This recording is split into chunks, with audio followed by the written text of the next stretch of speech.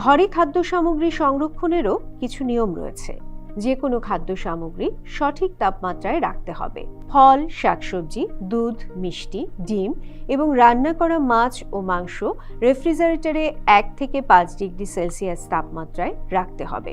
আবার আইসক্রিম এবং কাঁচা বা হিমায়িত মাছ মাংস আর আগে থেকে রান্না করা হিমায়িত খাবার -15 ডিগ্রি সেলসিয়াস তাপমাত্রায় সংরক্ষণ করা উচিত।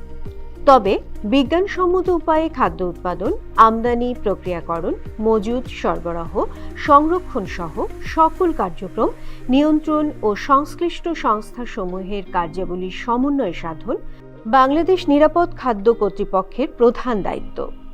নিরাপদ খাদ্য কর্তৃপক্ষ ইতোমধ্যে দেশের বিভিন্ন বিভাগে ভ্রাম্যমাণ নিরাপদ খাদ্য পরীক্ষাগার বা ল্যাবরেটরি চালু করেছে। এসব ল্যাবরেটরিতে স্বল্প সময়ে খাদ্যদ্রব্যে অননুমোদিত কৃত্রিম রং, ক্ষতিকর ধাতুর উপস্থিতি সহ আরও অনেক পরীক্ষা করা সম্ভব।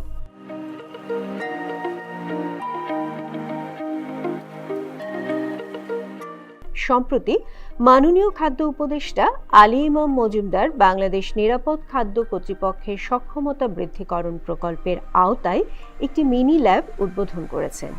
এই মিনি ল্যাবের মাধ্যমে শাকসবজি, ফলমূল, পাউরুটি, পানি, দুধ, মধু ও শিশু খাদ্যে মানবদেহের জন্য ক্ষতিকর উপকরণের উপস্থিতি ও মাত্রা নির্ণয় করা যাবে।